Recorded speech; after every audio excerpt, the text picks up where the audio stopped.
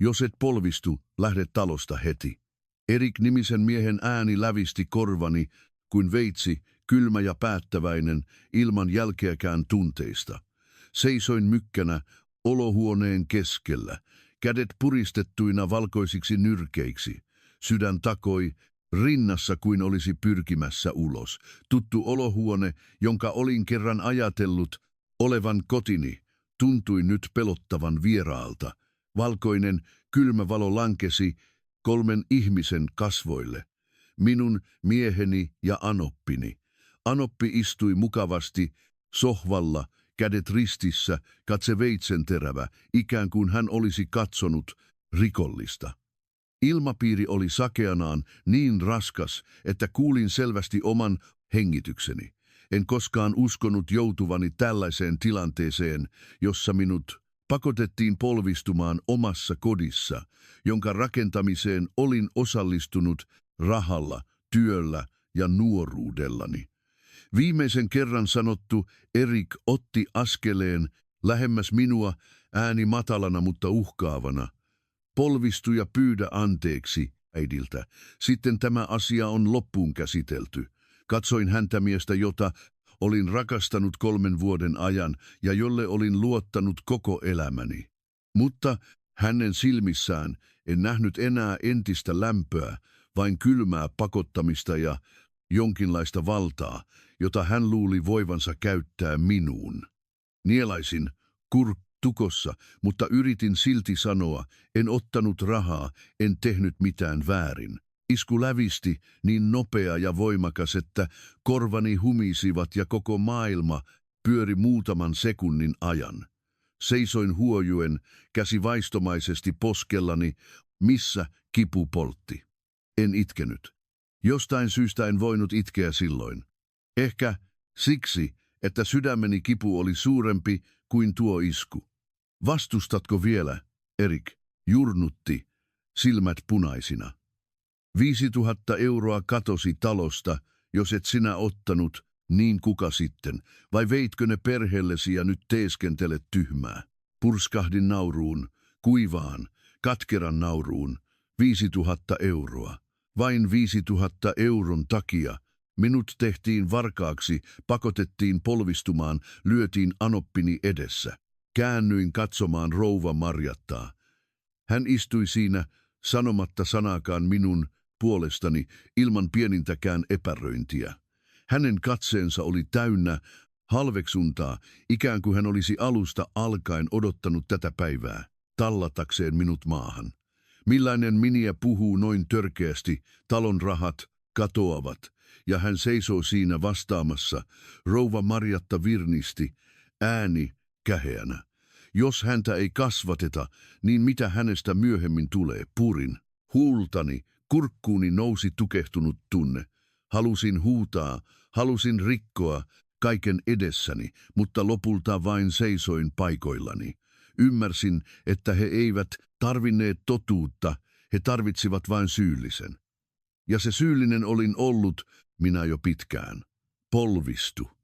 Erik huusi kovemmin, ääni kaikui koko talossa. Katsoin alas lattiaan, jossa kylmät laatat heijastivat kuvani, naisen, joka oli ajettu umpikujaan.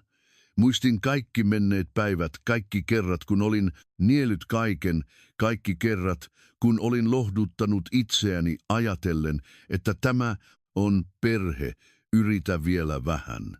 Mutta osoittautui, että mitä enemmän nielin, sitä enemmän he tallasivat, mitä hiljaisempi olin, sitä heikommaksi he minua luulivat. Hengitin syvään, sydämeni hakkasi edelleen, mutta mieleni oli selkeä ja rauhallinen. Nostin pääni ja katsoin suoraan Erikkiin. Entä jos en polvistu? Kysyin. Ääneni oli niin rauhallinen, että yllätyin itsekin. Erik virnisti, katse täynnä uhmaa. Sitten lähde. Yksi lyhyt, kylmä, päättäväinen sana, ikään kuin kaikki välillämme vuosien varrella ei olisi koskaan ollut olemassa. Olin hiljaa muutaman sekunnin ajan, mielessäni kaikki hidastui. Muistot, uhraukset, kaikki kerrat, kun pakotin itseni ymmärtämään tilannetta, Kaikki ne nousivat pintaan ja särkyivät kuin lasi. Nyökkäsin kevyesti, mutta tarpeeksi, jotta kuulin päätökseni. Selvä, sanoin käheällä äänellä, minä lähden. Kukaan ei odottanut minun sanovan sitä. Erik pysähtyi hetkeksi ja rouva Marjatta rypisti kulmiaan ikään kuin ei uskoisi korviaan. Mutta en katsonut heitä enää. Käännyin ja astuin suoraan makuuhuoneeseen. Käteni vapisi, kun vedin matkalaukun sängyn alta. Jokainen liike tuntui puristavan sydäntäni. Mutta tein sen pala kerrallaan. Avasin vaatekaapin, otin vaatteita, tunsin ne matkalaukkuun mekaanisesti, rypistämättä, miettimättä liikaa, vain kaikkein välttämättömimmät. Olohuoneesta kuulin Anopin mumisevan. Mitä hän tekee? En tiedä. Erik ei sanonut mitään, enkä halunnut tietää, mitä hän ajatteli. Kun suljin matkalaukun vetoketjun, pysähdyin hetkeksi, katsoin ympärilleni huoneeseen, joka oli kerran ollut 2 ihmisen oma tila, sänky, kaappi, peilipöytä, kaikki tuttuja, mutta nyt niin tuskallisen vieraita. En itkenyt, tunsin vain tyhjyyttä. Vedin matkalaukun ulos, oven avautuessa pyörien, ääni kaikuivat lattialla hiljaisessa tilassa. Erik seisoi siinä, katse vaikeaselkoinen, hieman yllättynyt, hieman vihainen, mutta ehdottomasti ilman aavistustakaan halusta pitää minua. Oletko todella lähdössä, hän kysyi, ääni edelleen kova. Katsoin häntä viimeisen kerran, sinä juuri sanoit, että minun pitää lähteä. Vastasin kevyesti, ikään kuin se ei olisi mitään. Vedin matkalaukun ulos ovesta. Kukaan ei pidättänyt minua, kukaan ei huutanut nimeäni. Ovi avautui, ja kylmä iltatuuli puhalsi sisään saaden minut värisemään. Seinäkello näytti kello 23. Ulkona Helsinki oli edelleen valaistu, edelleen meluisa, mutta minulle kaikki tuntui nyt täysin erilliseltä. Astuin ulos, vetäen mukanani matkalaukun ja juuri päättyneen avioliiton. Ovi sulkeutui, pieni naksahdus, mutta tarpeeksi, jotta tiesin, että tästä hetkestä lähtien en enää kuulunut sinne. Seisoin hiljaa muutaman sekunnin ajan oven edessä, hengitin syvään, sydämeni oli edelleen kipeä, mutta ei enää vapissut kuten äsken. Otin askeleen toisensa jälkeen. En katsonut taakseni, sillä tiesin, että jos katsoisin, minä heikkäisin jälleen. Ja tällä kertaa en sallinut itseni heikentyä. Vedin matkalaukkua pitkin pientä kujaa. Keltaiset valot lankesivat rosoiselle betonille. Moottoripyörien äänet kiisivät kujalta, kaukaisia mut lähellä. Kuin elämäni nyt kaoottista, mutta pelottavan hiljaista. Maaliskuun yötuuli Helsingissä ei ollut liian kylmä, mutta tarpeeksi, jotta tunsi tyhjyyttä seisoessaan yksin kadulla lähes keskiöllä. En tilannut taksia heti. Kuljin vain, vetäen matkalaukkuani perässäni, ikään kuin jos pysähtyisin. Joutuisin kohtaamaan todelliset tunteeni, joita yritin tukahduttaa syvimpään mahdolliseen paikkaan. Olin kerran ajatellut, että avioliittoni ei ollut täydellinen, mutta ainakin riittävän vakaa. Olin väärässä. Muistin päivät, kun tapasin Erikin. Hän ei ollut romanttinen mies, mutta hän antoi turvallisuuden tunteen. Hän kävi säännöllisesti töissä, ei juossut riehumaan, ei juonut liikaa ja puhui minulle harkitusti. Silloin olin 25-vuotias, juuri valmistunut ja työskennellyt. Hieman yli vuoden, enkä ollut vielä törmännyt paljon elämän kovuuteen. En tarvinnut erinomaista miestä, tarvitsin vain riittävän kunnollisen ihmisen, jonka kanssa rakentaa elämää.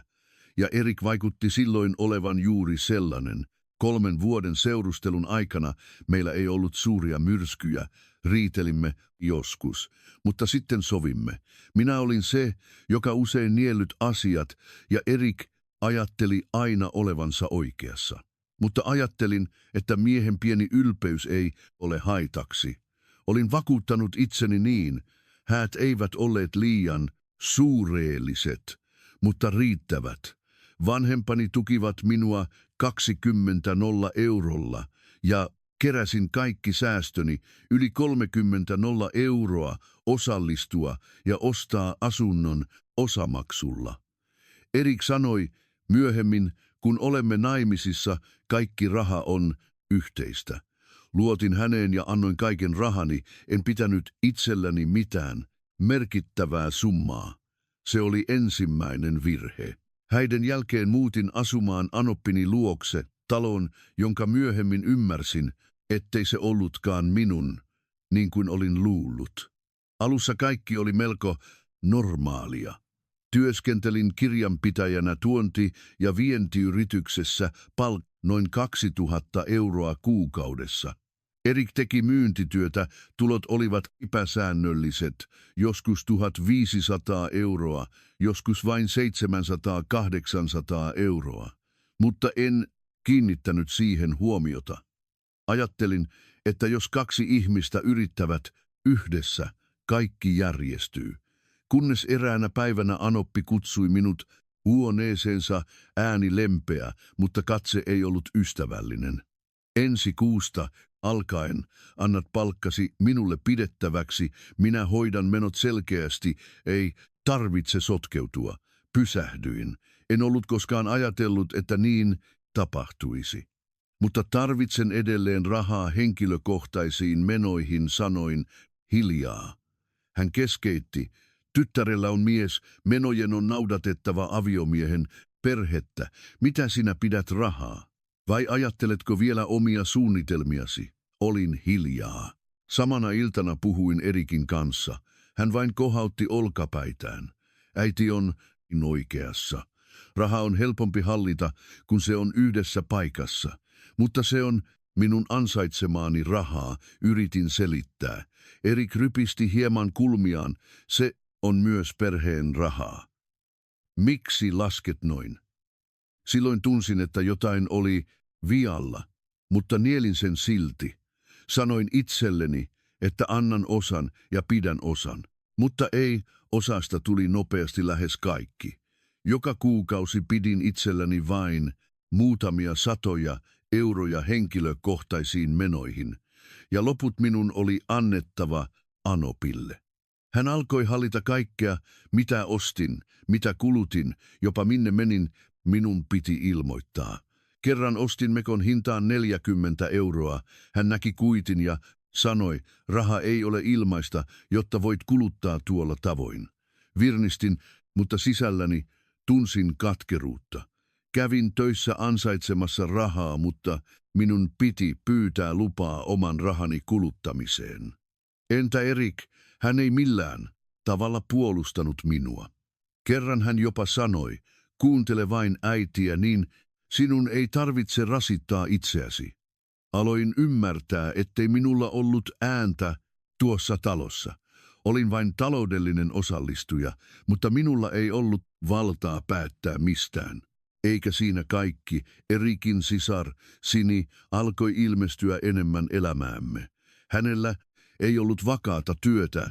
Hän vietti aikaa ystävien kanssa, shoppaili, matkusti ja raha. Tietenkin perheeltä. Kerran kuulin sattumalta Anopin ja Erikin keskustelun. Anna Sinille vielä 3000 euroa, hän tarvitsee auton. Erik vastasi, mistä raha tulee, äiti? Anoppi sanoi tyynesti. Sano vaimollesi, että hänellä on korkea palkka. Seisoin oven ulkopuolella, sydämeni puristui, osoittautui, että en ollut vain perheen rahoittaja, vaan myös taloudellinen lähde siskoni miehelle. Sinä iltana Erik sanoi minulle, anna Sinille vielä 3000 euroa auton ostoon. Katsoin häntä, en uskonut korviani. Miksi minun pitäisi antaa? Hän rypisti kulmiaan. Hän on siskoni, jos voimme auttaa, niin autetaan. Mutta se ei ole minun vastuullani, yritin pysyä rauhallisena. Erik suuttui. Miksi? Lasket noin. Tämä talo ei ole ulkopuolisten. Naurahdin katkerasti. Olenko minä? Siis ulkopuolinen. Kysyin. Hän oli hiljaa muutaman sekunnin ja kääntyi pois. puhut niin rasittavasti. Silloin halusin jo lähteä, mutta ajattelin vanhempiani. Ajattelin, kuinka he olivat sijoittaneet rahaansa tähän avioliittoon. Ajattelin heidän neuvojaan yrittää pitää perhe koossa ja nielin kaiken kerta toisensa jälkeen. Jokaisella kerralla, kun minua kohdeltiin epäoikeudenmukaisesti, sanoin itselleni, vielä kerran. Mutta en tiennyt, että jokaisella vielä kerran työnsin itseni syvemmälle avioliittoon, jossa ei ollut kunnioitusta. Ja sitten kaikki kerääntyi pala palalta kuin pienet äänettömät vesipisarat, jotka jossain vaiheessa täyttävät lasin. Ja tuo yö, jolloin minut pakotettiin polvistumaan, oli viimeinen pisara. Sen jälkeen, kun aloin antaa lähes koko palkkani Anopille, elämäni tuossa talossa ei ollut enää elämää, vaan pikemminkin vastenmielistä olemassaoloa. Joka päivä minulla oli tunne, että minua kulutettiin pala palalta, ei suurilla iskuilla, vaan lukemattomilla, pienillä, toistuvilla, hiljaisilla, mutta sitkeillä loukkauksilla, jotka tukehtuttivat minua. Aluksi yritin lohduttaa itseäni ajatuksella, että yhteisasuminen ja kitka ovat normaaleja ja että kaikki järjestyy, kunhan olen ymmärtäväinen ja joustava. Mutta olin aliarvioinut tilanteen. Jotkut ihmiset tallovat sinua enemmän, mitä enemmän nielin, sitä enemmän he luulivat minun olevan heikko ja sitä helpommin he työnsivät minut alemmas. Eräänä iltana töistä tultuani, juuri vaatteet vaihtaneena, Anoppi kutsui minut olohuoneeseen. Hän asetti puhelimeni pöydälle, näyttö oli edelleen päällä. Mikä on puhelimen salasana? Hän kysyi suoraan ilman kiertelyä, järkytyin. Puhelimeni on henkilökohtainen, en ehtinyt edes sanoa lausetta loppuun, kun hän keskeytti. Tässä talossa ei ole mitään yksityistä. Miniän ei saa piilotella mitään. Seisoin siinä, kädessäni edelleen juuri vaihtamani paita, tunsin olevani alasti kirkkaassa päivänvalossa. Käännyin katsomaan Erikkiä, toivoen, että hän sanoisi jotain, mutta hän vain selasi puhelintaan, nostamatta päätään. Anna salasana, hän sanoi. Ääni oli melkein hermostunut, ikään kuin se olisi ollut täysin normaalia. Olin hiljaa muutaman sekunnin, sitten avasin puhelimen lukituksen ja annoin sen hänelle. Hän otti sen ja selasi läpi jokaisen viestin, jokaisen sovelluksen, jopa kuvat puhelimessa. Seisoin siinä uskaltamatta istua, enkä uskaltanut reagoida. Jokainen minuutti tuntui tunnilta. Lopulta hän laski puhelimen alas, ääni kylmänä. Kelpaa. Mutta tästä lähtien, muista, älä piilottele mitään. Naurahdin vaimeasti kelpaa. Nämä kaksi sanaa olivat kuin armeliaisuutta, mutta todellisuudessa olin juuri menettänyt ihmisen, perustavanlaatuisimman asian, yksityisyyden. Ja se oli vain yksi monista kerroista. Kerran tulin töistä myöhään, koska minun piti jäädä tekemään tilinpäätöstä kuukauden lopussa. Heti kun astuin ovesta sisään, ennen kuin ehdin edes vaihtaa vaatteita, Anoppi kysyi. Missä olit, kun tulet vasta nyt kotiin? Tein ylitöitä, vastasin. Mitä sellaista teit, että teit ylitöitä 10:00? Vai olitko jossain, mistä et uskalla puhua? Hän katsoi minua tiukasti, olin niin väsynyt, etten halunnut selittää enempää, mutta Erik puuttui asiaan. Kerro tarkemmin, mitä teit, jotta äiti ja minä tiedämme. Katsoin häntä, pettymys valtasi mieleni. Olen jo sanonut, että tein ylitöitä, yritin pysyä rauhallisena. Erik kohautti olkapäitään. Sano vain selkeästi. Miksi olet niin kireä? Naurahdin. Minäkö olen kireä? Aina minä olen väärässä. Minä olen liian vaativa. Minä olen kohtuuton. Ja he ovat aina oikeassa. Tällaiset asiat toistuivat päivästä toiseen. Vähitellen en halunnut onnea puhua. Valitsin hiljaisuuden, koska kukaan ei kuitenkaan kuunnellut. Mutta hiljaisuus ei parantanut asioita, se vain teki minusta näkymättömän omassa kodissani. Pienet nöyryytykset huipentuivat sukujuhliin miehen puolella. Tuona päivänä oli paljon sukulaisia paikalla. Aamusta alkaen minun oli noustava aikaisin laittamaan ruokaa ja valmistelemaan. Yksin hoidin melkein kaiken. Ostokset, vihannesten pesun, ruoanlaiton siivouksen. Anoppi vain seisoi ja osoitteli sormellaan, kun taas Erik hoiti vieraita, nauroi ja jutteli kuin keittiön työ ei koskettaisi häntä. Olin aivan poikki selkämärkä hiestä, mutta yritin silti saada kaiken valmiiksi. Kun kaikki istuivat pöytään, sain vasta minäkin istua syömään. En ehtinyt edes ottaa yhtään palaa, kun Erikin täti kysyi. Kuulin, että sinulla on korkea kirjanpitäjän palkka. Naurahdin kevyesti. Niin, ihan tavallinen. En ehtinyt sanoa enempää, kun Anoppi keskeytti. Puhutaanpa palkasta, hän on niin itara. Pyydettiin antamaan rahaa siskon miehelle auton ostoon, mutta hän vain miettii liikaa. Koko ruokapöytä oli hiljaa muutaman sekunnin ajan.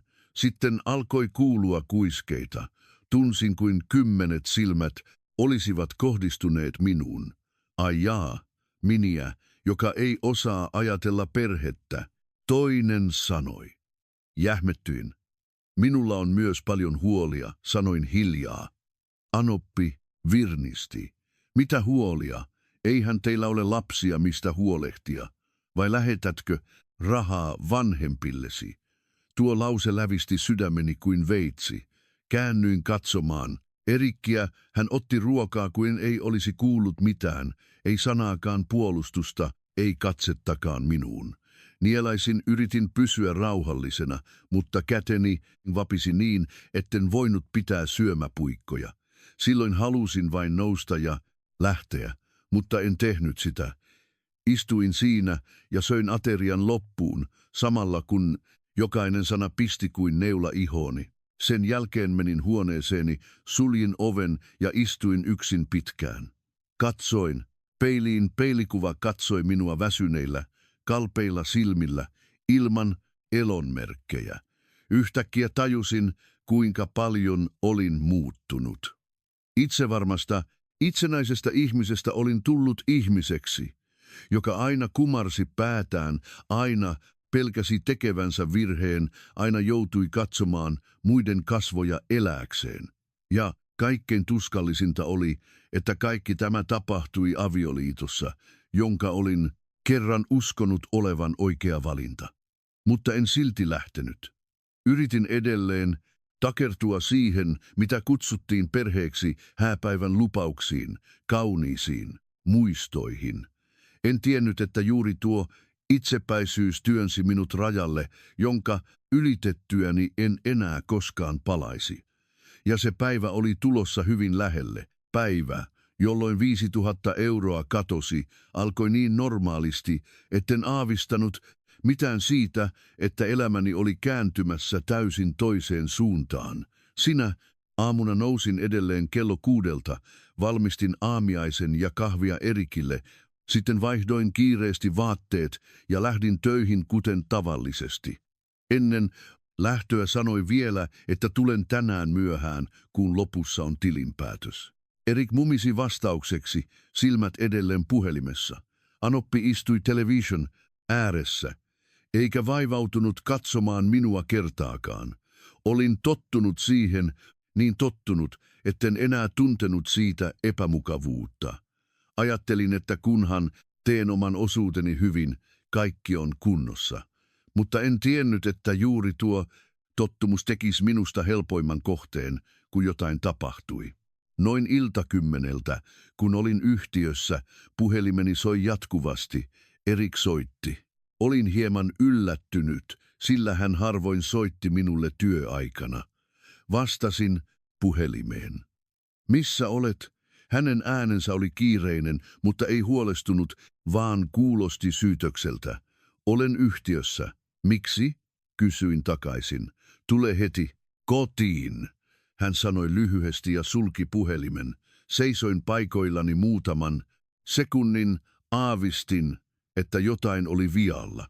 Pyysin osaston johtajalta lupaa lähteä aikaisemmin ja tilasin taksin kotiin. Koko matkan ajan sydämeni hakkasi. Nopeasti mielessäni pyöri lukemattomia kysymyksiä. Onko jotain tapahtunut? Onko Anoppi sairas?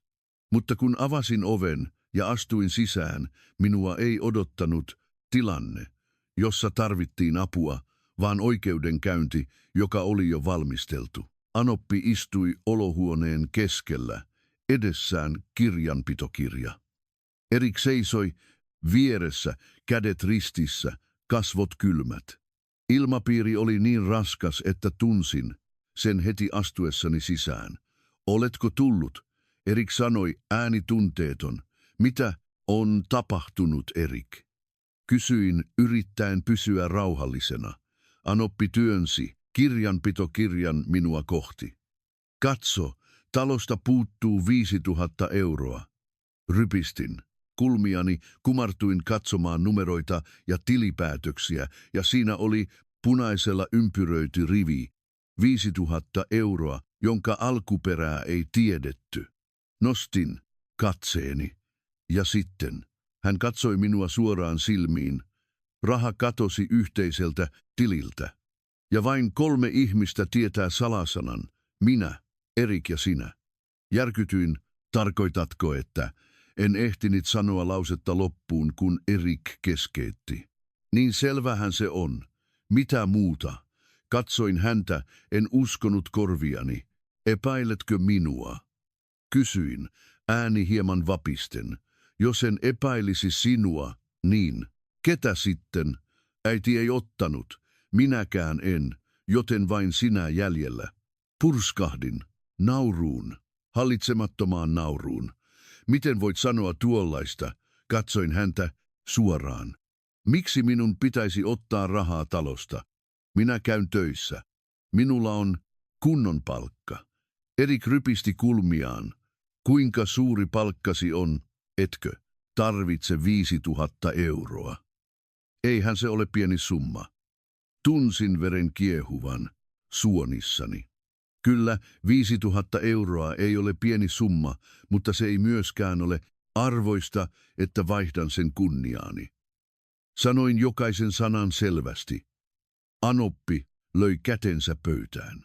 Kunnia. Millainen kunnia, kun talon rahat katoavat jäljettömiin? Käännyin hänen puoleensa. En ottanut. Mihin raha sitten meni? Hän jurnutti. Olin hiljaa muutaman sekunnin. En tiedä, mutta yhden. Tiedän varmasti, en minä ottanut sitä. En tiedä, sanoin.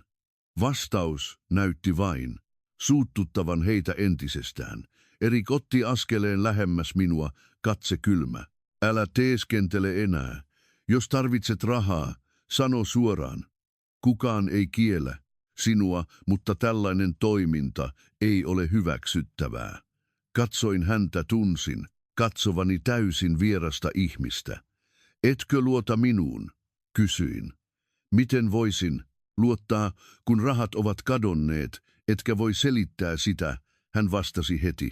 Puristin nyrkkiäni. Olen jo sanonut, etten ottanut sitä. Niin todista se. Erik sanoi. Naurahdin, mutta tällä kertaa se oli tuskallinen nauru.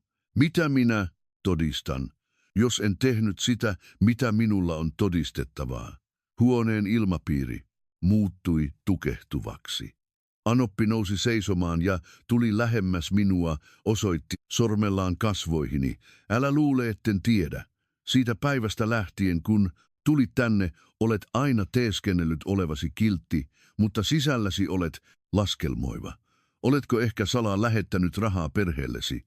Tuo lause oli kuin kylmä suihku. Mitä sinä tarkoitat, äiti? Kysyin, ääni tärisi vihasta. No, onhan perheesi köyhä ja sinulla on töistä rahaa, mihin muuhun sitä käyttäisit kuin lähettämiseen. Hän sanoi tyynesti, en voinut enää hallita itseäni. Älä loukkaa perhettäni, sanoin tavallista kovemmin. Erik huusi heti. Miten sinä puhut noin? Käännyin hänen puoleensa. Sanon vain totuuden, en ottanut rahaa, enkä koskaan tekisi sellaista. Vieläkö vastustat? Erik astui lähemmäs, nosti kätensä ja sitten se isku tapahtui. Kuiva ääni kaikui hiljaisessa huoneessa. Seisoin mykkänä, en kivusta vaan siitä, etten voinut uskoa juuri tapahtunutta. Mies, jota kutsuin miehekseni, mies, jonka olin kerran ajatellut suojelevan, minua oli ensimmäinen, joka kohotti kätensä minua vastaan. Vastustatko vielä? Hän jurnutti. Käännyin hitaasti ja katsoin suoraan häneen. Silmissäni ei ollut enää kyyneleitä, ei pelkoa, vaan jotain hyvin kylmää. En ottanut sitä, sanoin viimeisen kerran. Mutta ilmeisesti tuossa talossa totuudella ei ollut enää merkitystä. Tärkeintä oli, että he olivat jo valinneet syyllisen ja se syyllinen olin minä. Tuon iskun jälkeen olohuoneeseen laskeutui pelottava hiljaisuus. Kukaan ei sanonut mitään muutamaan sekuntiin, mutta juuri tuo hiljaisuus tukahdutti minua enemmän kuin mikään haukkumasanat. Seisoin edelleen siinä, käsi poskellani, missä kipu levisi. Mutta se, mikä sai minut hämmentymään, ei ollut iskun voima, vaan pettymyksen tunne syvimpään saakka. Mies, jota kutsuin miehekseni, oli juuri lyönyt minua vain siksi, että hän päätti uskoa perusteettomaan syytökseen. Laskin käteni, hengitin syvään. Jos olisin ollut muutaman kuukauden takainen, minä olisin ehkä itkenyt, pyytänyt anteeksi ja yrittänyt rauhoittaa tilannetta, pitääkseni yllä niin kutsuttua perhettä. Mutta nyt jostain syystä olin oudon rauhallinen. Niin rauhallinen, että tunsin itseni vieraaksi omalleni. Oletko lyönyt minut, mitä nyt haluat? Kysyin. Ääni ei ollut kova, mutta selkeä. Erik pysähtyi hieman. Ehkä hän ei odottanut minun reagoivan näin, mutta hän palasi nopeasti takaisin kovaan ulkonäköönsä. Olen jo sanonut, polvistu ja pyydä anteeksi äidiltä. Sitten tämä asia on unohdettu. Katsoin häntä, silmissäni ei ollut enää toivoa. Miksi pyytäisin anteeksi? Kysyin, koska olet hukannut rahat ja vastustat edelleen. Hän vastasi heti. Purskahdin nauruun. Tällä kertaa se ei ollut katkeran makea nauru, vaan nauru siitä, kuinka typerä olin ollut. Kun olin kerran luottanut tähän mieheen, en ottanut rahaa, minulla ei ole mitään pyydettävää anteeksi, sanoin. Anoppi puuttui heti asiaan, ääni kirpeänä. Katso, hän vastustaa vielä. Näetkö, tällaista ihmistä ei voi kouluttaa. Hän nousi ylös ja tuli lähemmäs minua, katse täynnä halveksuntaa. Polvistu, pyydä minulta anteeksi, niin minä annan sinulle anteeksi. Muuten, älä syytä minua. Katsoin häntä ja sitten alas lattiaan. Kylmä, kiiltävä, lattia heijasti kuvaani. Nainen, joka oli ajettu umpikujaan. Tiesin, että jos polvistuisin nyt, kaikki rauhoittuisi, he olisivat tyytyväisiä. Voisin jatkaa asumista tässä talossa, mutta hinta olisi itse kunnioitukseni, ja kun sen menettää, sitä ei koskaan saa takaisin. Sanon viimeisen kerran. Erik sanoi, ääni alkoi menettää kärsivällisyytensä. Polvistu. Nostin pääni ja katsoin suoraan häneen. En, vastasin, vain yksi sana, mutta tarpeeksi saamaan huoneen ilmapiirin räjähtämään. Mitä sinä sanoit? Erik jurnutti, otti askeleen lähemmäs. Sanoin, etten polvistu, toistin, tällä kertaa hitaammin, selkeämmin.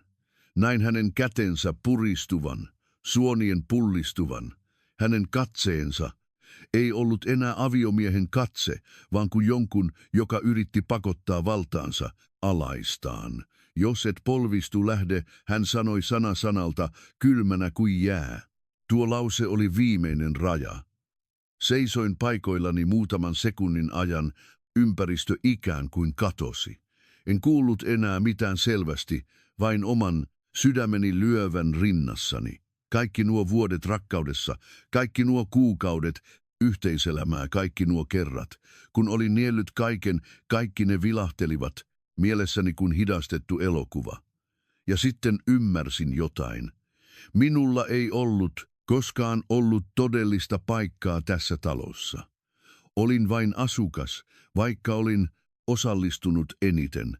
Nyökkäsin kevyesti, mutta tarpeeksi, jotta vahvistin päätökseni itselleni.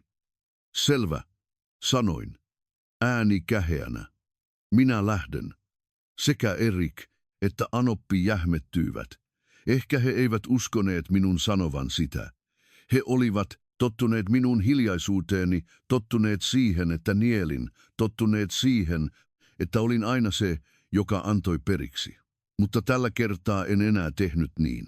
Käännyin ja astuin suoraan makuuhuoneeseen. Jokainen askel oli raskas, mutta ilman epäröintiä. Vedin matkalaukun sängyn alta. Pyörien ääni kaikuivat lattialla kuivana ja hiljaisessa huoneessa. Avasin kaapin, otin vaatteita, tunsin ne matkalaukkuun nopeasti, rypistämättä kuten tavallisesti. En miettinyt paljoa, otin vain kaikkein välttämättömimmät. Käteni vapisi, mutta ei pelosta, vaan adrenaliinista. Olohuoneesta kuulin Anopin äänen. Tekee hän sitä todella? Erik ei vastannut, tai ehkä hän seisoi paikoillaan kuten minä muutamaa aiemmin. Pysähdyin hetkeksi, kun näin pöydällä hääkuvan. Kuvassa minä ja Erik hymyilemme hyvin iloisesti, hymy, jota en enää tunnistanut. Otin kuvan käteeni, katsoin sitä muutaman sekunnin ja laskin sen takaisin. En repinyt, en heittänyt, se ei vain enää tarkoittanut mitään. Suljin matkalaukun vetoketjun, terävä ääni kuulosti lopulliselta pisteeltä. Hengitin syvään ja vedin matkalaukun ulos. Kun astuin olohuoneeseen, molemmat katsoivat minua. Erik seisoi siinä, katse vaikeaselkoinen, Anoppi kädet ristissä, ilme sekä yllättynyt että ärtynyt. Oletko todella lähdössä? Erik kysyi. Katsoin häntä, katse oudon rauhallinen. Sinä juuri sanoit, että minun pitää lähteä, vastasin. Kukaan ei sanonut mitään. Ei anteeksi pyyntöä, ei vetoamista, ei mitään, mikä olisi pidättänyt minua. Ja ehkä juuri se teki minut kevyemmäksi. Vedin matkalaukun ovelle, käsi ovenkahvassa. Pysähdyin hetkeksi. En halunnut kääntyä takaisin, vaan halusin muistaa tämän hetken. Hetken, jolloin päätin lähteä sen sijaan, että olisin jatkanut kärsimystä. Avasin oven, yötuuli puhalsi sisään, kylmä mutta miellyttävämpää kuin tukehtunut ilmapiiri sisällä. Astuin ulos, vetäen, mukanani matkalaukun ja juuri päättyneen avioliiton. Ovi sulkeutui, pieni naksahdus, mutta tarpeeksi, jotta tiesin, että tästä lähtien en enää kuulunut sinne. Tuona yönä en tilannut taksia heti. Kuljin vain matkalaukkuani vetäen pitkin pientä kujaa. Pyörien kolina epätasaisella tiellä kaikui selvästi lähes keskiön hiljaisessa asuinalueessa. Kadun varrella muutamissa taloissa paloi vielä valot. Jostain kuului television ääntä, lapsen itkua ja sen jälkeen lohduttelua, koiran, satunnaista haukuntaa kujalla. Nämä tutut arjen äänet olisivat pitäneet minut lähellä. Mutta silloin ne vain saivat minut tajuamaan, kuinka yksinäinen olin. Kuljin enkä tiennyt, mitä yritin välttää. Juuri tapahtuneen nöyryytyksen tunnetta, Erikin kylmiä kasvoja tai vain totuutta, että avioliittoni oli hajonnut heti, kun hän lausui sanat jos et polvistu, lähde, ehkä kaikkea sitä. Pysähdyin kujan päässä, matkalaukku seinää vasten ja vapisevin käsin otin puhelimen esiin soittaakseni taksin. Näyttö syttyi ja heijasti kalpeita kasvojani. Vasen poski oli edelleen kuuma, en tarvinnut peiliä tietääkseni, että se oli punottava. Katsoin itseäni puhelimen mustasta lasista, näin sotkuiset hiukset, kuivat mutta väsyneet silmät, tiukasti puristetut, kalpeaksi muuttuneet. Huulet. En itkenyt. Outoa kyllä, tuossa tilanteessa en itkenyt. Ehkä siksi, että Kyyneleet olivat enää vain ansaitseville. Auto saapui muutaman minuutin kuluttua. Kuljettaja oli yli 50-vuotias mies vanhassa takissa, ja heti kun hän näki minut, hän astui ulos ja avasi tavaratilan. Hän katsoi matkalaukkua ja sitten minua, ehkä arvasi, mitä olin juuri kokenut, mutta hän ei kysynyt. Elämässä on hiljaisuutta, joka on kunnollisempaa kuin mikään lohdutuksen sana. Astuin autoon ja sanoin vanhalle asuntolalle Kallion kaupunginosassa, missä olin asunut vasta valmistuneena. Olin pitänyt yhteyttä vuokranantajaani, koska kävin siellä joskus. Auto lähti liikkeelle ja öinen Helsinki vetäytyi taustalle ikkunan takana. Useimmat ravintolat olivat jo sulkeneet, muutamissa teekojyissä istui vielä ihmisiä juttelemassa, katulampujen valot venyivät keltaisiksi viiruiksi hieman kostealla tiellä. Nojasin pääni penkkiin. Ensimmäistä kertaa sen jälkeen, kun olin astunut ulos mieheni kodista, sallin itseni huokaista pitkään. Mutta mitä syvemmin huokaisin, sitä enemmän rintani särki.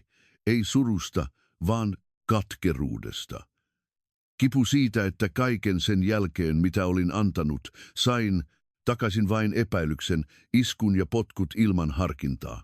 Suljin silmäni, mieleni oli uupunut, mutta olohuoneen näkymä toistui edelleen selvästi. Erikin katse, Anopin käheä ääni. Tunne, kun hänen kätensä iskeytyi kasvoilleni, joka kerta kun muistin sen, rintani nyki kuin joku olisi puristanut sitä tiukasti. Tartuin omaan käsivarteeni, yritin estää itseäni vapisemasta. Auto pysähtyi tutun pienen kujan eteen. Maksoin, vedin matkalaukun ulos. Tämä vuokrakemppä ei ollut uusi, mutta siisti ja hiljainen. Vuokranantaja, rouva Marita, oli vielä valveilla, ja heti kun hän näki minun vetävän matkalaukun, sisään hän pyöräytti silmiään. Minna, mitä sinulle on tapahtunut tähän aikaan? Jo pelkkä kysymys sai nenäni kirvelemään, mutta yritin silti hymyillä. Voinko asua luonasi muutaman päivän? Onko vanha huoneeni vapaana? Rouva Marita katsoi kasvojani hetken, varmaankin huomasi, että jotain oli vialla, mutta ei kysynyt enempää. Hän avasi portin laajemmin, auttoi minua kantamaan pienen laukun ja sanoi: huone 3 on vapaana, mene lepäämään ensin, puhutaan sit huomenna. Tuo yksinkertainen lause sai kurkkuni tukkoon.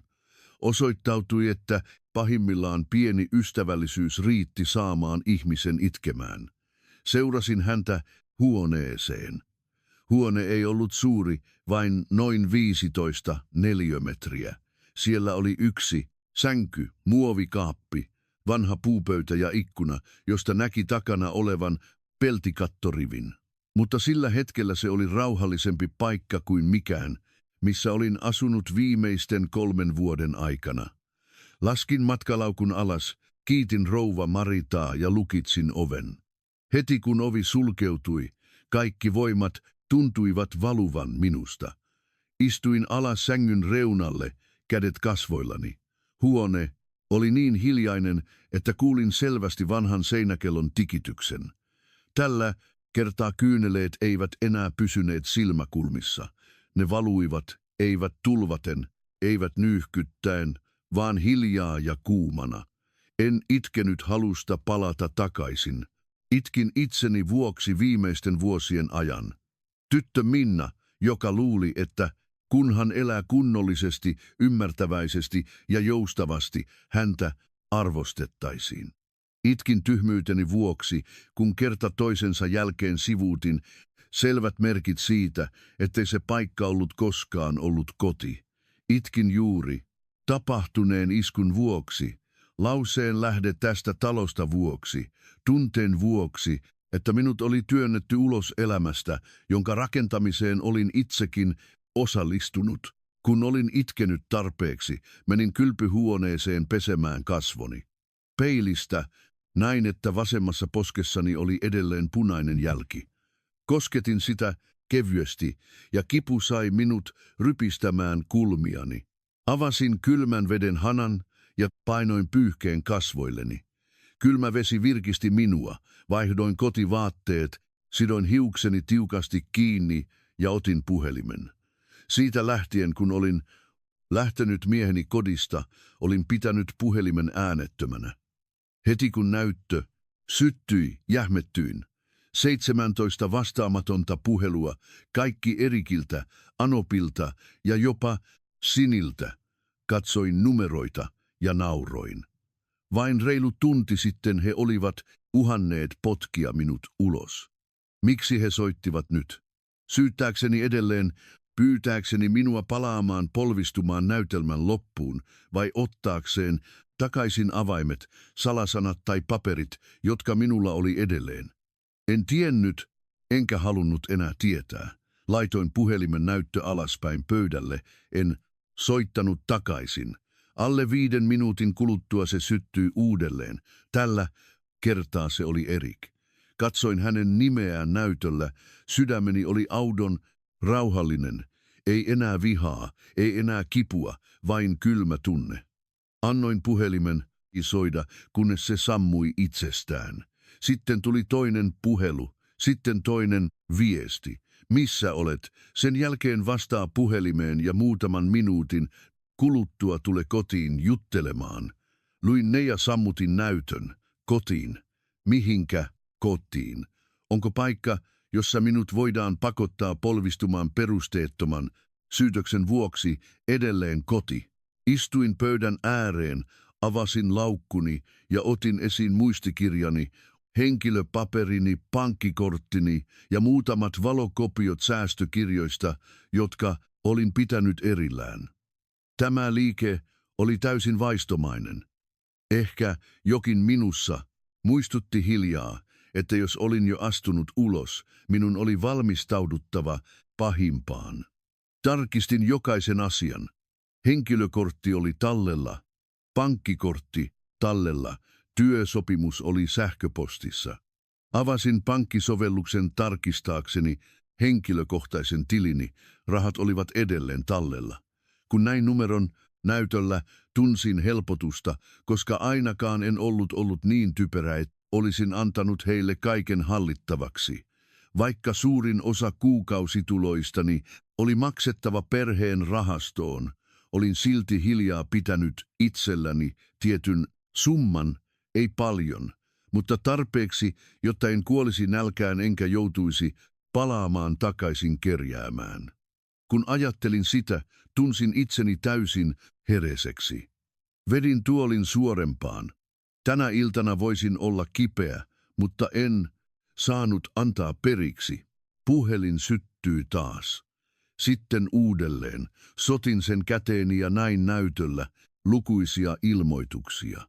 Erik, Anoppi, Sini ja taas Erik. Lähes 2 aamuyöllä yhteensä yli 20 puhelua. En vastannut, en estänyt numeroita, vain hiljaa katsoin noiden puhelujen kulkevan ohitseni kuin katsoisin osaa vanhasta elämästäni, joka juoksi sekaisin perässäni, mutta oli liian myöhäistä pitää kiinni.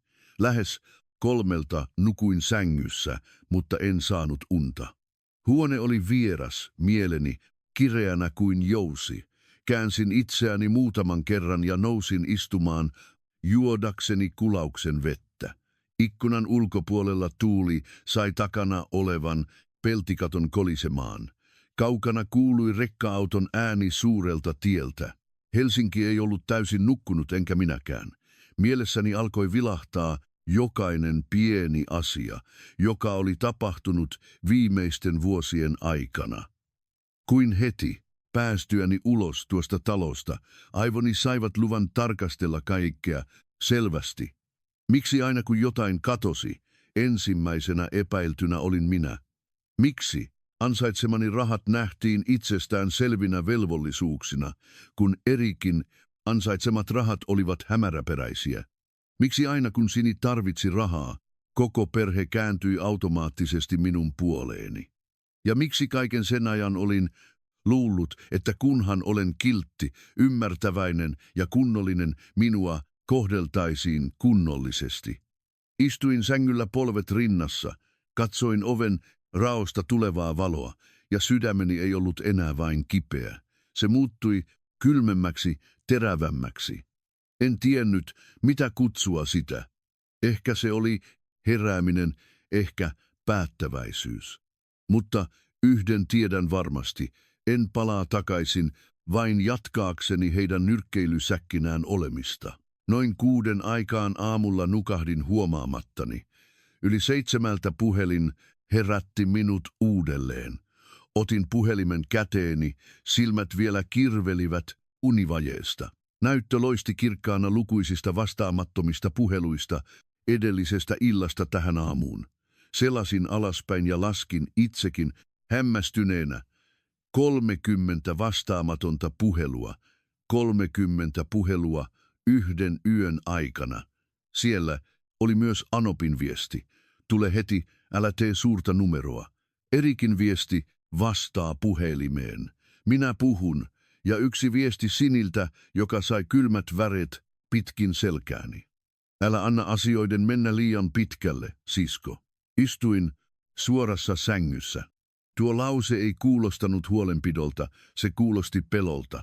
Ensimmäistä kertaa sen jälkeen, kun olin lähtenyt kotoa, en enää tuntenut olevani häviäjä, joka pakenee. Vaistoni kertoi minulle, että noiden 30 vastaamattoman puhelun takana ei ollut vain sitä, että he halusivat minun palaavan. He pelkäsivät jotain. Ja ehkä he itsekin tiesivät, että edellinen yö ei ollut se hetki, jolloin he ajoivat naisen ulos talosta, vaan se hetki, jolloin he menettivät hallinnan ihmisestä, jonka he olivat luulleet alistuvan ikuisesti. Laskin puhelimen, nousin sängystä, vedin verhot auki. Aamuaurinko paistoi pieneen huoneeseen, keltainen ja kirkas. Katsoin valonsäteitä lattialla, hengitin syvään. Olin edelleen kipeä, edelleen nöyryytetty, edelleen sokissa, mutta en enää hämmentynyt. Eilen illalla lähdin matkalaukun kanssa. Tänä aamuna heräsin paljon arvokkaampaan asiaan. Päähän, joka oli tarpeeksi selkeä, ettei se palaisi paikkaan, joka oli halveksinut sitä. Ja minulla oli tunne, että nuo 30 vastaamatonta puhelua olivat vasta alkua. Istuin sängyn reunalla vielä lähes 10 minuuttia.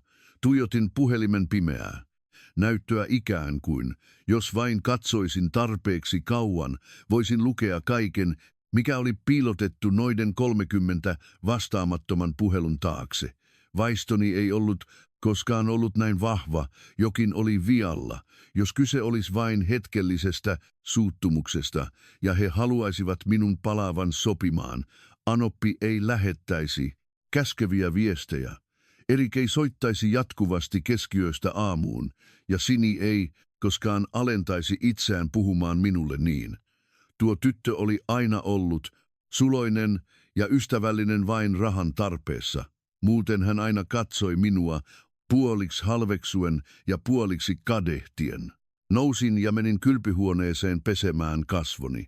Kylmä vesi herätti mieleni täysin. Kun nostin katseeni peiliin, huomasin, että poskeni punainen jälki oli hieman vaalentunut, mutta katse peilissä oli täysin erilainen kuin eilen illalla. Ei enää hämmennystä, vain kylmä, selkeä valppaus, joka yllätti minutkin. Muistin Sinin viestin, älä anna asioiden mennä liian pitkälle, sisko. Mitä enemmän ajattelin, sitä enemmän minusta tuntui, että jokin oli vialla. Sellainen ihminen ei koskaan käyttäisi tuollaista sävyä, jos asia ei liittyisi suoraan häneen. Vedin tuolin pöydän ääreen, avasin kannettavani. Ammatillinen tapa sai minut aina tarvitsemaan tietoja, todisteita, tapahtumahistoriaa, asioita, jotka eivät valehtele. Aina, kun mieleni oli sekaisin. Hääpäivästä lähtien, vaikka minun piti antaa suurin osa tuloistani Anopille, säilytin tavan tallentaa kuvakaappauksia suurista rahasiirroista, erityisesti niistä, jotka minun oli maksettava niin kutsuttuun perheen rahastoon. Ei siksi, että olisin laskelmoiva vaan koska kirjanpitäjänä olin vuosien ajan ymmärtänyt, että raha on selkein asia, mutta myös helpoimmin vääristeltävissä. Kun jotain tapahtuu, minua ei pelasta kyyneleet, vaan todisteet. Kirjauduin ensin henkilökohtaisen tilini pankkisovellukseen varmuuden vuoksi. Kaikki oli ennallaan. Sitten avasin tietokoneeltani piilotetun kansion, johon olin tallentanut kuvakaappauksia yhteiseen tiliin liittyvistä tapahtumista, joita Erik oli aiemmin antanut minun käyttää sähkö- ja vesilaskujen, siskon, englannin kurssin maksamiseen sekä muihin kotitalouskuluihin jonkin aikaa. Vaikka Anoppi myöhemmin otti hallinnan takaisin, minulla oli edelleen tilinumero. Ja mikä tärkeämpää, olin asettanut sähköposti-ilmoitukset tietyille tapahtumille, koska olin jossain vaiheessa se, joka koosti koko perheen kuukausittaiset menot. Viime kuukausina olin ollut liian kiireinen kiinnittääkseni huomiota, mutta sähköpostijärjestelmä oli edelleen olemassa. Kirjoitin hakusanoja, suodatin pankin ja viimeisimpien aikaleimojen mukaan. Useita tapahtumavahvistussähköposteja ilmestyi. Sydämeni alkoi lyödä nopeammin. Ei pelosta, vaan siksi, että tiesin olevani lähellä sitä, mitä he yrittivät piilottaa. Aloin käydä läpi niitä yksitellen. Tuttuja maksuja, kuten laskujen maksuja, säästösiirtoja, vakuutusmaksuja ja sitten sarja tapahtumia reilu kuukausi sitten, jotka saivat minut pysähtymään. 3 peräkkäistä käteisnostoa, kukin 1500–2000 euroa, yhteensä tasan 5000 euroa. Tekijä ei ollut tehnyt verkkosiirtoja kuten Anoppi tapasi, vaan nostot oli tehty pankkiautomaatilla ja palvelupisteessä. Rypistin kulmiani. Tältä tililtä nostettiin harvoin suuria käteissummia. Anoppi pelkäsi menettävänsä rahaa, joten jos jotain maksettiin, hän pyysi yleensä Erikkiä siirtämään rahat tai kävi suoraan pankissa. Selasin alas linkitettyjen laitteiden ja OTP-koodien vastaanottohistorian tietoihin. Siinä oli lisätty varapuhelinnumero OTP-koodien vastaanottamista varten. Sydämeni jätti lyönnin väliin, kun näin 4 viimeistä numeroa. Se ei ollut minun numeroni, ei Erikin numero, se oli Sinin numero. Istuin mykkänä muutaman sekunnin, sitten kylmä aalto juoksi pitkin selkääni. Tuo tyttö oli kerran valittanut, että hänen puhelimensa akku oli loppunut ja lainannut puhelintani kirjautuakseen pankkiin maksaakseen meikkikurssinsa. Silloin ajattelin, että hän oli todella kömpelö. Kuka olisi arvannut, että varapuhelinnumero oli ehkä asennettu jo kauan sitten tai myöhemmin, enkä minä tiennyt siitä. Avasin lisää vanhoja kuvatiedostoja. Onneksi olin aiemmin auttanut Anoppia uusimaan korttinsa ja päivittämään tilitietonsa ja otin samalla kuvan verkkopankkipalvelun rekisteröintilomakkeesta lähettääkseni sen Erikille peläten, että sitä tarvittaisiin myöhemmin vertailuun. Kuvatiedostossa kohdassa lisä, OTP-puhelinnumero. Sinin numero oli todellakin merkitty Erikin käsialalla. Minun piti peittää suuni kädellä, etten päästäisi ääntäkään. Niin jo alusta alkaen tuo tyttö oli saanut oikeuden koskea yhteisen tilin rahoihin. Ja minä olin vain täydellinen uhri. Mitä enemmän ajattelin, sitä paremmin palaset sopivat yhteen karmivasti. Viime aikoina Sini oli muuttunut täysin. Hän oli ostanut uuden puhelimen, julkaissut tarinoita huippubaareista, ostanut kengät lähes 1000 eurolla ja väitti, että ystävä oli antanut ne. Sukujuhlissa Anoppi itse oli moittinut minua siitä, etten ollut antanut hänelle rahaa auton ostoon. Kuka tietää, ehkä en ollut antanut, koska hän oli jo itse ottanut sen. Selasi syvemmälle tapahtumahistoriaan. Siellä oli yksi 4800 euron siirto yhteiseltä tililtä yksityiselle naisen nimissä olevalle tilille. Kuvaus oli vain 2 sanaa, palautus. Tuota tiliä ei ollut tallennettu osoitekirjaan, mutta yritin etsiä sitä vanhoista sähköpostihistorioista ja tapahtumakuvista, jotka olivat joskus ilmestyneet Erikin puhelimessa. Hetken kuluttua löysin kuvakaappauksen, joka oli vahingossa päätynyt kahden avioparin puhelimien synkronointikansion useita kuukausia aiemmin. Kuvassa Erik tekstasi erään nimeltä Messö kanssa. Lyhyt tekstiviesti ilmestyi ilmoitusosaan, lähetä vain toistaiseksi, maksun ensin. Silloin ajattelin, että se oli varmaan asiakas tai kollega. Nyt kun katsoin sitä uudelleen, sydämeni puristui.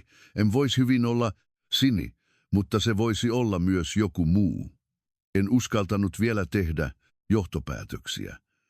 Kuitenkin yksi asia oli selvä, 5 000 euroa ei kadonnut itsestään, ja henkilö, jolla oli mahdollisuus koskea siihen ensin, ei ollut minä. Nojasin tuoliin, yrittäen pakottaa itseni rauhoittumaan. Viha minussa ei roihahtanut äänekkäästi, vaan kytenyt. Sakeana kuin liian kauan kiehunut vesi, joka oli juuri kiehumassa yli. Eilen illalla he olivat asettaneet minut keskelle, olohuonetta kuin varkaan. He katsoivat minua halveksuvin silmin, pakottivat minut polvistumaan, löivät minua, ajoivat minut ulos talosta. Samaan aikaan ainakin yksi heistä tiesi hyvin tarkasti, minne rahat olivat menneet. Tai mikä pahempaa, he kaikki tiesivät, mutta tarvitsivat vain jonkun, joka ottaisi iskun vastaan, jonkun, joka olisi tarpeeksi kiltti kantaakseen syyllisyyden. Tartuin puhelimeeni ja selasin vanhoja tekstiviestejä Erikin kanssa. Yhdestä asiasta en ollut koskaan kertonut kenellekään. Noin puoli vuotta sitten olin alkanut epäillä, että Erikillä oli rahaongelmia. Ei siksi, että hän antoi vähemmän rahaa, vaan omituisten merkkien vuoksi. Joinakin iltoina hän istui puhelimensa kanssa myöhään, ärtyen jos tulin lähelle. Joissakin puheluissa hän meni parvekkeelle puhumaan hyvin hiljaa. Kerran illallisen aikana puhelin soi, hän näki soittajan nimen ja synkistyi, nousi pöydästä. Kun kysyin, hän vain vastasi lyhyesti työtä vain. Mutta aviomiehensä kanssa vuosia asuneen naisen vaisto kertoi minulle, ettei kyse ollut vain työstä. Kerran viime vuoden lopulla, kun hän oli suihkussa, hänen puhelimensa soi jatkuvasti. Normaalisti en koskenut mieheni henkilökohtaisiin tavaroihin, koska ymmärsin, mitä yksityisyys tarkoitti. Vaikka minua itseäni ei koskaan kunnioitettu siinä suhteessa, tuona päivänä puhelin soi jatkuvasti ja näytöllä luki tuntemattoman henkilön nimi Veli-Veltto. Nämä 3 sanaa riittivät saamaan sydämeni kylmäksi. En vastannut puheluun. Mutta sen jälkeen, kun Erik meni ulos ostamaan tupakkaa, hänen puhelimensa näyttö syttyi useilla tekstiviesteillä. En avannut niitä kokonaan, luin vain sen osan, joka näkyi lukitusnäytöllä. Sanon viimeisen, kerran viikonloppuna on maksettava 7 000 ensin. Sydämeni hakkasi villisti. Kun Erik palasi, kysyin suoraan, oletko velkaa jollekulle? Hän pysähtyi hetkeksi ja sanoi sitten äkäisesti, älä koske puhelimeeni. En minä koskenut, sanoin, kysyn vain. Erik oli hetken hiljaa ja sanoi sitten ohimennen, olen sijoittanut ystävän kanssa, mutta rahat ovat kiertäneet hitaasti, joten minua on patistettu. Se järjestyy muutaman päivän päästä. Uskoin puolet, epäilin puolet. Ja siitä päivästä lähtien aloin ottaa kuvakaappauksia, jos sattumalta näin jotain asiaan liittyvää. En syyttääkseni miestäni, vain tarvitsin suojella itseäni. Avasin toisen kansion kannettavastani, johon olin tallentanut muutaman kuvan ja hajanaisia muistiinpanoja. Siellä oli kuvia tekstiviesteistä lukitusnäytöllä. Siellä oli kuva paperista, johon oli merkitty summa ja muutama huteran rivi, jotka olin nopeasti kuvannut Erikin työpöydältä. Siellä oli myös lyhyt, noin 2 minuutin äänitiedosto kerrasta, jolloin hän seisoi käytävällä puhumassa, puhelimeen tietämättä, että olin aivan oven takana. Panin kuulokkeet päähäni ja painoin toista. Erikin ääni siinä oli matala ja jännittynyt. Olen jo sanonut, kuukauden lopussa minä järjestän. Älä painosta liikaa. Yhteensä se on nyt 20 euroa. Enkä minä pakene. Pidätin hengitystäni hetken. 20 euroa. Eli vaistoni ei ollut väärässä. Erik ei ollut vain velkaa pieniä summia, hän oli velkaa niin suuren summan, että keskiluokkainen perhe, kuten me olisimme, joutuneet vaikeuksiin, jos se olisi paljastunut. Kuuntelin eteenpäin, toisessa päässä oli ärtynyt miehen ääni, mutta ei liian kova, vain katkonainen. Erik sanoi taas. Vaimoni ei tiedä asiasta, maksan 5000 euroa muutaman päivän päästä. Otin kuulokkeet pois, laskin ne alas pöydälle, tunsin kylmän hien. 5000 euroa, tuo luku ilmestyi jälleen kuin toinen isku kasvoilleni. Voisiko olla, että kadonnut raha oli alun perin käytetty Erikin velan kiertämiseen, tai että Sini oli ottanut sen, mutta sitten kaikki olivat huomanneet ja syyttäneet minua peittääkseen suuremman asian. Mitä enemmän ajattelin, sitä synkemmäksi kuva muuttui. Minulla ei ollut tarpeeksi tietoja kaiken selvittämiseksi. Mutta yksi asia oli selvä, edellinen yö, jolloin he pakottivat minut polvistumaan. Ei ollut vain kuumaa vihaa. Se oli paniikkireaktio ihmisiltä, jotka yrittivät tukkia taloudellista vuotoa, jonka he pelkäsivät paljastuvan, ja helpoin tapa oli tehdä minusta syyllinen. Istuin hiljaa hyvin pitkään, kunnes puhelin värähti uudelleen. Tällä kertaa se ei ollut Erik, vaan miehen perheen lankapuhelinnumero. Katsoin sitä ja annoin sen sammua. Hetken kuluttua Erik lähetti viestin. Mitä sinulla on hallussasi? Älä tee mitään hätiköityä. Luettuani sen puristin puhelinta niin tiukasti, että se sattui. Mitä minulla on hallussani? Niin hän tiesi, etten ollut lähtenyt tyhjin käsin. Ehkä hän ei tiennyt tarkalleen, mitä minulla oli, mutta hän alkoi pelätä, ja juuri tuo pelko vahvisti kaikki vaistoni tästä aamuun asti. Avasin muistiinpanosovelluksen ja kirjoitin heti ylös jokaisen aikapisteen, jokaisen tapahtuman, jokaisen sisällön, jonka olin juuri tarkistanut. Mikä päivä, mikä aika, mistä nostettu, mikä numero vastaanotti OTP. Äänitallenne, jossa mainittiin 20 euroa, mitkä viestit olivat epäilyttäviä. Tein sen kuin kone, mutta mitä enemmän kirjoitin, sitä rauhallisemmaksi tulin. Vuosien ajan he olivat voittaneet, koska reagoin aina tunteilla. Mutta tänään ensimmäistä kertaa reagoin todisteilla.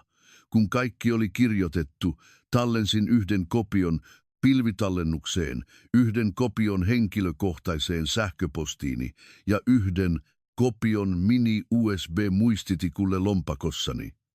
En luottanut enää kehenkään siinä talossa. Jos he saattoivat syyttää minua varkaudesta, he saattoivat tehdä paljon muutakin. Nojasin taaksepäin tuoliin, suljin silmäni muutamaksi sekunniksi. Mielessäni oli kuva minusta seisomassa eilen illalla pimeässä olohuoneessa kuuntelemassa Erikin huutoa. Jos et polvistu, lähde, silloin tiesin vain, että minun oli mentävä. Mutta nyt ymmärsin, että tuo lähtö oli vahingossa paljastanut langan, jota koko miehen perhe yritti pitää tiukasti kiinni. Totuus oli vasta rauttunut pienestä kulmasta, mutta se riitti näyttämään, että alla oli sotku valheita, velkoja ja likaisia laskelmia. Avasin silmäni ja katsoin auringonvaloa, joka ryömi hitaasti pöydälle. Eilen illalla lähdin kotoa tunteella, että minut oli työnnetty ulos. Mutta tänä aamuna, kun katsoin edessäni olevia todisteita, tiesin, etten ollut enää karkotettu. Olin se, joka piti hallussaan jotain, mikä sai heidät soittamaan 30 puhelua yhden yön aikana. Ja ensimmäistä kertaa vuosien jälkeen en enää pelännyt mieheni perhettä. Tunsin vain kylmää, hyvin kylmää. Sillä ymmärsin, että tästä Hetkestä lähtien avioliittoni ei ollut enää riitaa aviomiehen ja vaimon välillä, tai Anopin ja Minian välillä. Siitä oli tullut paljastaminen, ja tällä kertaa nurkkaan ajettu ei olisi minä. Olin juuri tallentanut tiedostokopiota, kun puhelin värähti uudelleen. Tällä kertaa se ei ollut Erikin numero, eikä miehen perheen numero.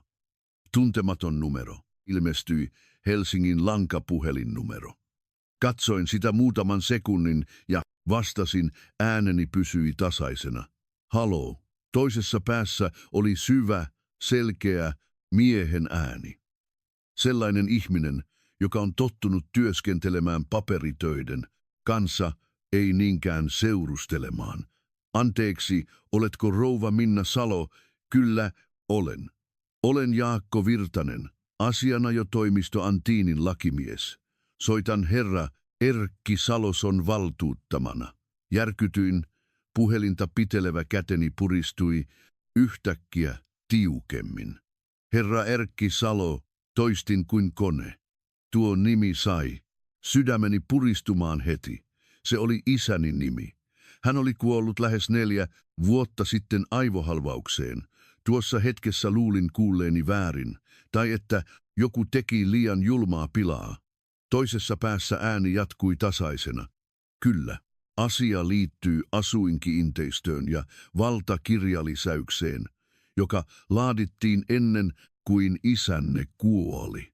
Olemme yrittäneet ottaa yhteyttä vanhaan osoitteeseen useita kertoja, mutta emme ole tavoittaneet teitä. Tänä aamuna tarkistimme tiedot uudelleen ja saimme tämän numeron. Voitteko järjestää tapaamisen henkilökohtaisesti? Sydämeni hakkasi niin nopeasti, että korvani humisivat. Nousin seisomaan ja kävelin edestakaisin pienessä huoneessa. Voitteko selittää tarkemmin, minkälaisesta omaisuudesta on kyse? Kysyin, ääneni menet rauhallisuutensa. Anteeksi, rouva, asian luonteen vuoksi voin keskustella vain henkilökohtaisesti, mutta voin lyhyesti sanoa, että se liittyy taloon osoitteessa Kuusitie 126 ja väliaikaiseen omistussopimukseen. Jähmettyin. Talo. Osoitteessa Kuusitie 126 oli juuri se talo, josta olin lähtenyt edellisenä iltana. Sekunnin ajan koko huone tuntui kallistuvan. Minun piti tukeutua pöydän reunaan pysyäkseni pystyssä. Kuulin itseni kysyvän, mutta ääni kuulosti jonkun muun ääne. Oletteko varma, että soititte oikealle henkilölle? Oletteko rouva Minna Salo, syntynyt 1997, herra Erkki Salon ja rouva Aino Salon tytär? Eikö? Niin, suljin silmäni, ei voinut olla virhettä. Kyllä, vastasin hiljaa, jos voitte järjestää, tänä aamuna kello 11 voitte tulla toimistolle tai voimme tavata läheisessä kahvilassa. On muutamia papereita, jotka teidän tulisi katsoa heti. Suostuin puoliunessa, puolivalveilla. Suljettuani puhelimen romahtin tuoliin, kädet kylminä. Isäni oli kuollut kauan sitten, äitini asui maaseudulla pikkuveljeni kanssa. Hautajaisten jälkeen niin monet asiat olivat tulleet eteen, etten ollut seurannut monia papereita tarkasti. Kun menin naimisiin, tiesin vain, että vanhempani olivat jättäneet minulle rahaa ja lisätukea, jotta minä ja mieheni voisimme ostaa vakaan asunnon. Mutta Kuusitien talon olin aina ajatellut olevan miehen perheen talo tai korkeintaan yhteistä omaisuutta häiden jälkeen, koska kaikki sanoivat niin. Erik itse oli kerran sanonut minulle täynnä itsevarmuutta, että talo oli hänen äitinsä antama ja hänen nimensä oli siinä pankkiasioiden vuoksi ja että me asuisimme siinä pitkään. Olin uskonut. Uskoin liian moniin asioihin, enkä koskaan kyseenalaistanut. Ja nyt vain muutaman tunnin kuluttua siitä, kun olin lähtenyt sieltä, tuntematon soitti minulle. Sanoin, että talo liittyi isääni ja väliaikaiseen omistussopimukseen. Tunsin Selkäni puistattavan pelon, katkeruuden ja selkeiden tunne sekoittui toisiinsa. Avasin vaatekaapin, otin valkoisen paidan, mustat housut, sidoin hiukseni tiukasti kiinni ja tilasin taksin tapaamispaikalle. Matkalla soitin äidille. En kertonut kaikkea, kysyin vain hiljaa. Äiti pyysikö isä aiemmin lakimiestä tekemään mitään papereita liittyen asuntoon Helsingissä. Äiti oli hiljaa. Muutaman sekunnin, sitten hänen äänensä madaltui. Miksi kysyt yhtäkkiä sellaista? Katsoin auton ikkunasta, näin puurivin juoksevan taakse. Tarvitsen vain tietää, äiti. Äiti huokaisi. Silloin isäsi osti pienen talon Helsingistä myymällä vanhempiensa maapalan. Isä sanoi, että se on tyttärelleen, jotta hän ei myöhemmin kärsi. Mutta silloin olit nuori, työsi ei ollut vakaa ja myöhemmin olit menossa naimisiin, joten isä sanoi, että annetaan sen olla, tehdään myöhemmin. Sitten isä kuoli yllättäen. Olin liian sekaisin. Joku lakimies soitti kerran, mutta en ymmärtänyt paljon. Erik tuli silloin kotiin huolehtimaan hautajaisista ja sanoi, että hän auttaa papereiden kanssa, jotta kaikki olisi helpompaa. En tiedä, mitä sen jälkeen tapahtui. Suljin silmäni kurkkutukossa. Allekirjoititko mitään? Allekirjoitin vain muutamia valtakirjoja perinnön hoitoon. Sinäkin allekirjoitit silloin. Muistatko se päivä, kun tapasimme notaarin Helsingissä? Yritin kaivaa muistiani. Ehkä. Muutama kuukausi isän hautajaisten jälkeen keskellä kiireisiä töitä ja häävalmisteluja Erik oli vienyt minut allekirjoittamaan useita paksuja paperipinoja notaarin toimistossa. Hän sanoi, että ne olivat perinnön vahvistamisasiakirjoja, yhteisiä menettelyjä, pankkilainaa ja myöhempää asumispaikan rekisteröintiä varten. Silloin olin sekaisin, allekirjoitin vain ohjeiden mukaan. En lukenut tarkasti, allekirjoitin vain paikkoihin, joihin oli liimattu keltaisia muistilappuja. Kun ajattelin tätä, minua alkoi kuvottaa. Voisiko olla, että kaikki oli suunniteltu jo? Silloin saavuin kahvilaan asianajotoimiston edessä 10 minuuttia etuajassa. Jaakko, reilusti yli 40-vuotias mies, pukeutunut vaalean siniseen paitaan ja silmälaseihin, oli pukeutunut siististi.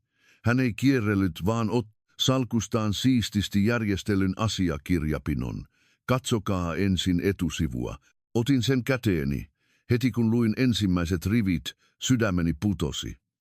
Vahvistus yksityisestä omaisuudesta ja väliaikaisesta hallintavaltuutussopimuksesta. Omistajan nimi, Minna Salo. Omaisuus, maankäyttöoikeus ja talo osoitteessa, Kuusitie 126. Valtuutettu hallinnoija, Erik Salo. Valtuutuksen kesto, 3 vuotta. Avioliiton rekisteröinnistä tai päättyy, kun valtuuttaja peruuttaa sen kirjallisesti. Luin rivi riviltä, käteni vapisi. Asianajaja Jaakko työnsi minulle toisen notaarin vahvistaman kopion allekirjoituksellani. Se oli todellakin minun allekirjoitukseni, kiistämätön. Mutta ongelma oli, etten ollut koskaan tiennyt allekirjoittaneeni sellaista. Katsoin häntä, ääni käheänä. Miksi en saanut pitää yhtään kopiota? Jaakko vastasi hyvin suoraan. Tallennetun asiakirjan mukaan olitte tuolloin herra Erik Salon kanssa. Ensimmäinen alkuperäiskappale annettiin valtuutetun pidettäväksi, toinen lähetettiin teidän vakituiseen asuinpaikkaanne maaseudulla.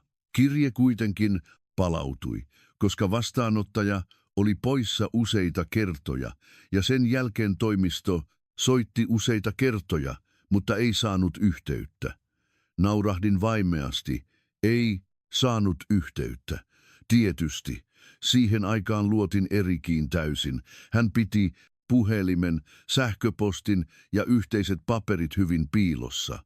Ja minä, hämmentyneenä häiden, työn ja isäni kuoleman jälkeisen tyhjyyden keskellä, asianajaja. Jaakko otti esiin toisen otteen. Tämä on tärkein kohta. Tämä omaisuus on teidän yksityistä omaisuuttanne, joka on peräisin isänne perinnöstä ja äitinne tuesta.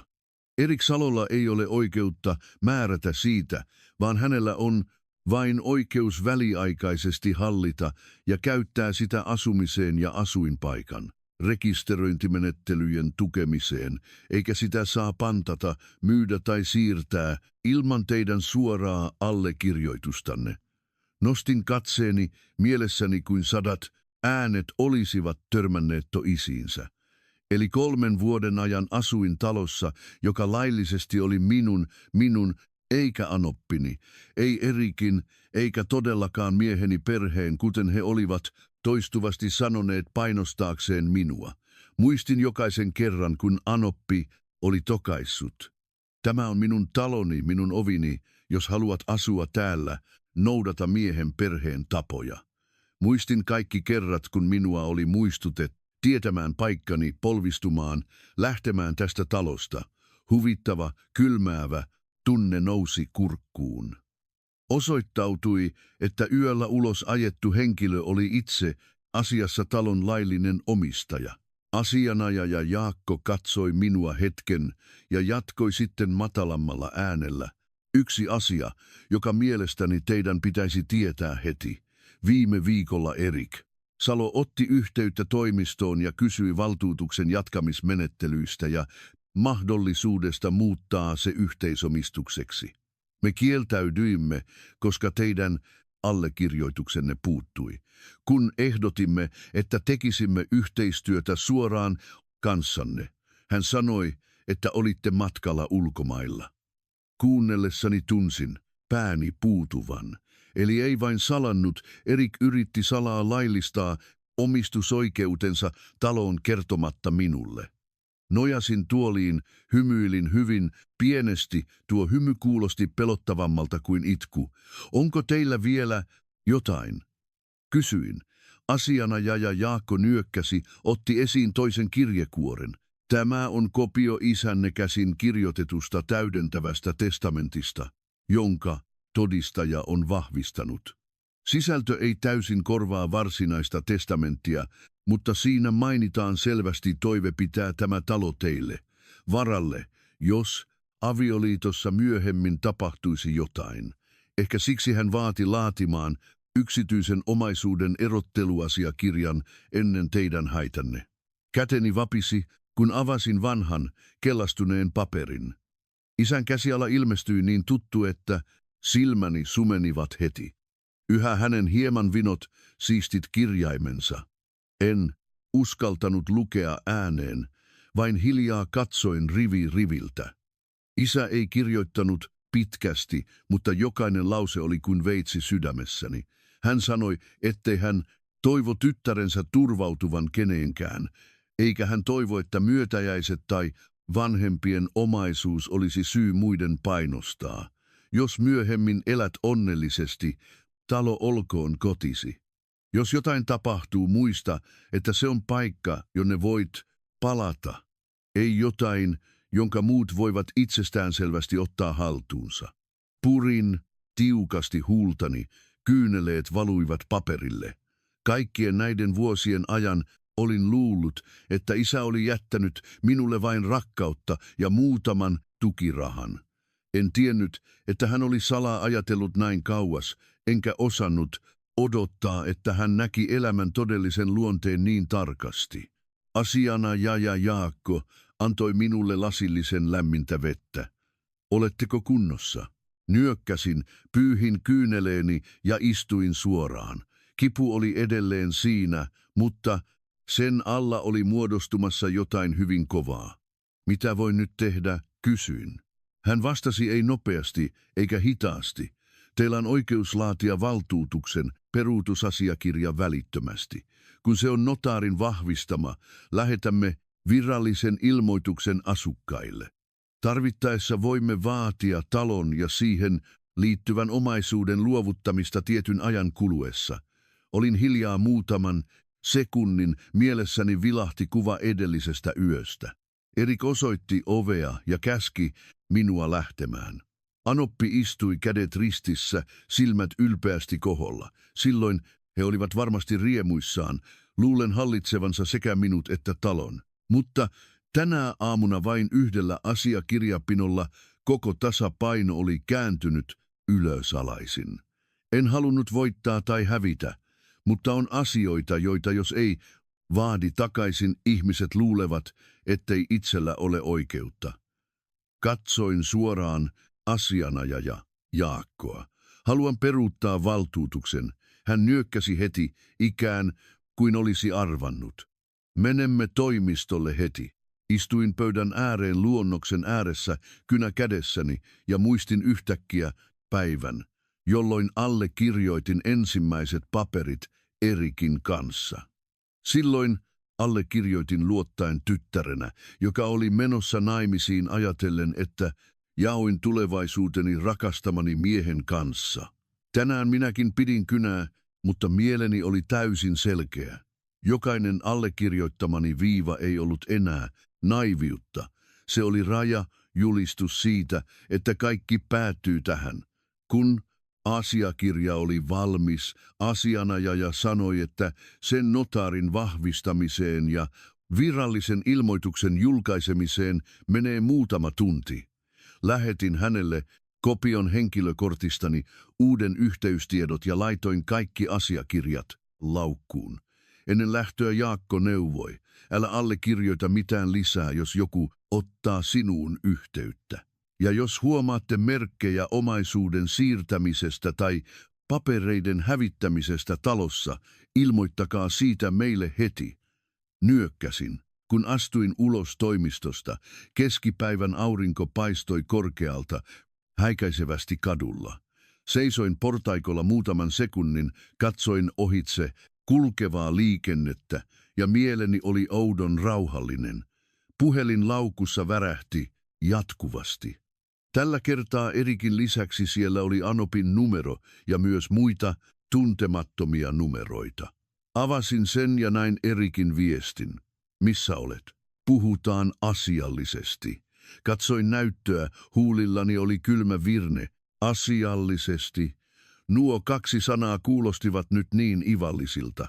Eilen illalla he pakottivat minut polvistumaan, tänä aamuna he halusivat olla asiallisia, mutta oli liian myöhäistä. Avasin hitaasti kirjekuoren, katsoin uudelleen omistustodistuksen kopiota ja sujautin sen takaisin laukkuun kuin terävöitetyn veitsen. Eilen illalla lähdin mieheni kodista vain matkalaukun ja nöyryytyksen kanssa. Mutta tänä iltapäivänä astuin ulos asianajotoimistosta totuuden kanssa, joka oli tarpeeksi paljastamaan kaiken. Talo, jota he olivat käyttäneet painostaakseen minua, ei ollut koskaan ollut heidän. Ja ensimmäistä kertaa ymmärsin hyvin selvästi yhden asian. Eilen illalla lähtenyt ei ollut menettänyt kaikkea. Enemmän menettäjät. Ehkä ne, jotka istuivat siinä talossa, luulivat, että heidän kiltti saaliinsa palaisi kuten aina, tietämättä, että kohtalon muuttava avain oli ollut minun käsissäni jo kauan. Lähdin asianajotoimistosta, eikä mielessäni ollut enää sekasortoa kuten aamulla. Kaikki oli nyt pelottavan selvää. Kun totuus oli käsissäni, tunteet eivät enää ohjanneet minua. Sen sijaan tunsin kylmää selkeää valppautta, kuin joku, joka tarkkaili omaa elämäänsä, jota paljastettiin kerros kerrokselta. Tilasin taksin takaisin vuokra-asuntoon, mutta en mennyt heti sisään. Istuin kahvilassa kujan päässä, tilasin jääkahvin, laskin asiakirjalaukun pöydälle ja avasin puhelimen. Näyttö syttyi lukuisista uusista vastaamattomista puheluista. Luku oli noussut lähes 50. Vilkaisin niitä ja avasin Erikin viestin. Missä olet? Vastaa. Puhelimeen. Älä liioittele. Minä puhun asiallisesti. Ja viimeisin viesti, joka oli lähetetty vain muutama minuutti sitten. Tiedän, mitä papereita pidät. Hallussasi. Puhutaan. Purskahdin nauruun. Hyvin pieni nauru, mutta minusta itsestänikin se tuntui kylmältä. Tiedät jo, Eli hän ei enää näytellyt, ei enää kieltäytynyt, ei enää ollut ylimielinen kuten eilen illalla. Alle puolessa päivässä asenne oli muuttunut täysin. Join kulauksen kahvia, katkera maku levisi kielelleni, katkera mutta miellyttävämpi kuin kaikki, mitä olin niellyt viime vuosien aikana. Lasin, avasin äänitysovelluksen. Ei tehdäkseni mitään hienoa, vaan yksinkertaisesti siksi, etten halunnut, että yksikään sana vääristyttäisiin myöhemmin. Painoin soittokuvaketta Erikille. Heti kun puhelin soi, hän vastasi. Missä olet? Hänen äänensä oli kiireinen, ei enää käskevä. Nojasin tuoliin ja katsoin ulos kadulle. Mitä tarvitset? Kysyin. Ääneni oli tasainen. Toisessa päässä oli sekunnin hiljaisuus, sitten Erik laski ääntään. Tapaammeko ja puhumme, täälläkin voi puhua. En vastasin. Tätä asiaa ei ole kätevää puhua. Puhelimessa hän sanoi nopeasti. Virnistin. Mitä asiaa? 5 000 euroa vai talon? Kuulin selvästi hänen hengittävän sisään pitkän hiljaisuuden jälkeen. Erik, sanoi hitaammin. Tiedätkö jo? Tiedän mitä. Kysyin takaisin, mutta ääneni oli jo kylmä. Minä kysyn sinulta. Erik vastasi, alkoi menettää malttinsa. Naurahdin kevyesti. Sinun pitäisi olla se, joka vastaa tuohon kysymykseen. Toisessa päässä oli taas muutaman sekunnin hiljaisuus. Sitten hän muutti ääntään pehmeämmäksi. Olen pahoillani eilisestä. Olin liian kiihkeä. Katsoin pöytää, sormeni naputtivat kevyesti. Jos olisin ollut entinen minä, pelkkä anteeksipyyntö olisi ehkä riittänyt pehmittämään minut. Mutta nyt se vain huvitti minua. Mistä olet pahoillasi? Kysyin. Siitä, että lyön sinua, siitä, että sanoin liikaa, Erik sanoi, ääni madaltui. En vastannut heti, annoin hiljaisuuden venyä tarpeeksi, jotta hän alkoi olla levoton. Entä se, että syytitte minua varkaudesta? Kysyin sitten. Se voi olla väärinkäsitys, hän sanoi. Väärinkäsitys. Toistin, ääni hieman kovempi. Lyödit minut, pakotit minut polvistumaan. Ajoit minut ulos talosta, vain yhden voi olla takia. Erik ei vastannut heti. Kuulin hänen huokaavan syvään. No, menneet asiat ovat menneitä. Tärkeintä on, miten me nyt ratkaisemme tämän. Hän sanoi. Purskahdin. Nauruun tällä kertaa. Ratkaisemme? Kyllä, Erik sanoi nopeasti, ikään kuin pelkäisi, että katkaisin puhelun. Tule takaisin kotiin, puhutaan selvästi. En halua, että tämä menee liian pitkälle. Nojasin pääni ja katsoin ohitse kulkevaa ihmismäärää. Mitä tarkoitat liian pitkälle? Kysyin. Minna, ymmärrät kyllä, mitä tarkoitan. Hänen äänensä alkoi olla hieman kireä. En ymmärrä, vastasin suoraan. Sano selvästi. Hiljaisuus. Sitten Erik sanoi hiljaa, mutta tarpeeksi selvästi. Taloasia. Suljin silmäni sekunniksi. Lopulta hän sanoi. Sen. Minkä talon? Kysyin takaisin, tarkoituksella venyttäen. Älä teeskentele.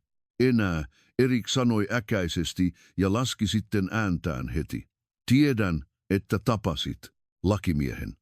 Avasin silmäni, katse terävöityi. Nopeaa. Sanoin, kuka kertoi sinulle? Erik ei vastannut tuohon kysymykseen. Mitä papereita sinulla on hallussasi? Puhutaan selvästi. Älä anna asioiden mennä hankalaksi. Hän sanoi, hankalaa kenelle? Kysyin. Tällä kertaa hän ei voinut peittää ärtyisyyttään. Molemmille. Naurahdin vaimeasti. Ei vain sille, joka ei ole omistaja. Tuo lause oli kuin isku, toisessa päässä oli hiljaisuus. Tiesin osuneeni heidän kipeimpään kohtaan. Jatkoon hitaasti, sana sanalta. Erik, sanon sinulle tämän vain kerran. Talo on minun nimissäni yksityistä omaisuutta. Sinä olet vain väliaikainen valtuutettu. Se on siinä. Kuulin selvästi jotain lyötävän toisessa päässä. Ehkä hän juuri löi nyrkin pöytään. Kuka kertoisi sinulle nuo asiat? Hän jurnutti. Paperit kertoivat, vastasin. Ja lakimies. Erik oli hiljaa. Luulin, että hän kieltäisi, mutta ei. Muutama sekunti myöhemmin hän sanoi ääni matalana. Kyllä, tiedän. En ollut yllättynyt. Mutta juuri tuo myöntäminen teki kaiken pelottavan selväksi. Tiesit, mutta silti annoit äitisi sanoa, että tämä on hänen talonsa 3 vuoden ajan. Kysyin. Ei vastausta. Tiesit, mutta silti annoit itsesi tulla ajetuksi ulos omasta kodistasi. Kuulin raskaaseen hengitykseen. Ajoin kertoa sinulle, mutta ei ollut oikeaa aikaa, hän sanoi. Purskahdin nauruun. Ei ollut oikeaa aikaa. Vai eikö sitä tarvittu? Erik ei vastannut. En enää odottanut. No, sanon sinulle suoraan, jotta päästään nopeasti, jatkoin. Ääneni oli päättäväinen. Olen tehnyt valtuutuksen peruutusasiakirjan. Toinen pää räjähti. Oletko hullu? Erik huusi. Tiedätkö mitä teet? En hätkähtänyt. Tiedän kyllä, vastasin. Otan takaisin sen, mikä on minun. Älä tee mitään, hätiköityä, hän jurnutti. Tuo talo ei liiti vain sinuun. Niin, sanoin. Se liittyy myös sinun 20 euron velkaasi. Hiljaisuus, raskas hiljaisuus, niin raskas, että pystyin kuvittelemaan hänen kasvojensa ilmeen tuolla hetkellä. Sinä, mitä sinä sanoit? Erik änkytti, suljin silmäni ja muistin äänitallenteen. Tarvitsetko minun toistamaan sen? Kysyin. Ei vastausta, vain nopeaa hengitystä. 5000 euroa. Otitko sinä sen velan kiertämiseen vai ottiko siskosi sen? Kysyin suoraan. Se ei kuulu sinulle, hän vastasi heti. Väärässä olet, sanoin, ääneni kylmänä kuin jää.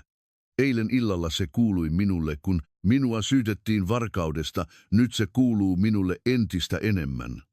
Pysähdyin sekunniksi ja jatkoin. Kuuntele tarkkaan. Lähetän virallisen asiakirjan valtuutuksen peruuttamisesta. Sen jälkeen vaadin perhettäsi muuttamaan talosta määrätyn ajan kuluessa. Jos ette, teen sen oikeudellisten menettelyjen mukaisesti. Minna, Erik huusi, tällä kertaa ei voinut peittää paniikkiaan. Älä tee niin, äitini ei kestä sitä. Suljin silmäni, tuttu lause, aina hänen äitinsä, hänen perheensä, ei koskaan minä. Eilen illalla luulitko sinä, että minä kestän? Kysyin. Ei vastausta, vain hiljaisuutta. Avasin silmäni, katsoin suoraan eteenpäin, ikään kuin Erik olisi seissyt siinä. Liian myöhäistä, sanoin hiljaa. Todella liian myöhäistä. Katkaisin puhelun. En odottanut hänen sanovan enempää. Puhelin soi jatkuvasti heti sen jälkeen, en enää vastannut. Laskin sen pöydälle, otin toisen kulauksen jo jäähtyneestä kahvista. Katkera. Maku oli edelleen siinä, mutta ei enää niin kirpeä kuin alussa. Katsoin ohitse kulkevaa ihmismäärää, mieleni oli oudon rauhallinen. Ensimmäistä kertaa vuosien jälkeen en tuntenut olevani nurkkaan ajettuna. Päinvastoin olin se, joka hallitsi tilannetta. Ja selvintä minulle ei ollut se, että olin voittamassa, vaan se, että en enää pelännyt heitä. 3 päivää myöhemmin palasin Kuusitie 126, talon paikkaan, jota olin 3 vuoden ajan kutsunut mieheni kodiksi, mutta jota en ollut kertaakaan saanut pitää omana. Helsingin taivas oli tuona päivänä kuuma ja tukahduttava. Alkukesän aurinko sai ilman tuntumaan sakealta. Seisoin tutun rautaportin edessä, kädessäni tiukasti asiakirjalaukku. Tällä kertaa en vetänyt matkalaukkua. En palannut pyytääkseni jäädä, vaan palasin päättääkseni asiat. Vieressäni olivat asianajaja Jaakko ja asukasyhdistyksen edustaja. Kaiken oli tapahduttava juuri niin kuin olin vaatinut virallisten menettelyjen mukaisesti. En halunnut mitään perheasioita tai ovien takana sovitteluja. Kaiken piti olla selvää, avointa ja lainmukaista. Painoin ovikelloa, tuttu ääni kaikui, mutta sydämeni tunne oli täysin erilainen, ei enää jännitystä, ei enää pelkoa, vain kylmä rauha. Ovi avautui ja siinä seisoi anoppini. Hän näki minut, hänen katseensa muut välittömästi yllätyksestä ärsytykseen, sitten johonkin, mikä muistutti huolta. Mitä sinä tulet täältä tekemään? Hän sanoi, yrittäen säilyttää tutun ylpeän ilmeensä. En ehtinyt vastata, kun Erik astui sisään, näki minut ja seuralaiseni. Hänen kasvonsa kalpenivat selvästi. Minna, hän yritti sanoa jotain, mutta jähmettyi, kun näki käsissäni olevat asiakirjat. En kierrellyt. Astuin suoraan sisään, seisoin olohuoneen keskellä. Juuri siinä paikassa, jossa 3 päivää sitten minut oli pakotettu polvistumaan. Kaikki oli ennallaan. Sohvarihmä, lasipöytä, seinälle ripustettu televisio. Vai minä en ollut enää se, joka olin 3 päivää sitten. Laskin asiakirjat pöydälle, avasin ne, ääneni selvästi. Tänään olen tullut ilmoittamaan virallisesti. Olen peruuttanut kaikki oikeudet tämän talon hallinnointivaltuutukseen. Anoppini virnisti. Mitä hölynpölyä sinä puhut? Tämä on minun taloni. Katsoin häntä, katseeni rauhallinen. Ei, tämä talo on minun nimissäni, yksityistä omaisuutta, kaikki paperit ovat kunnossa. Työnsin omistusoikeustodistuksen kopion hänen eteensä. Hän otti sen, luki muutaman rivin ja hänen kasvonsa alkoivat kalveta. Ei voi olla, hän mumisi. Erik tuli lähemmäs, nappasi paperin äitinsä kädestä. Hän luki nopeasti ja nosti sitten katseensa minuun, katseensa täynnä sekä vihaa että paniikkia. Teitkö sen todella? Hän kysyi. Nyökkäsin. Olen jo sanonut. Huoneen ilmapiiri muut kireäksi kuin jousi. Erik tuli lähemmäs minua, laski ääntään. Voimmeko puhua 2 kesken? Ravistin päätäni. Ei tarvetta.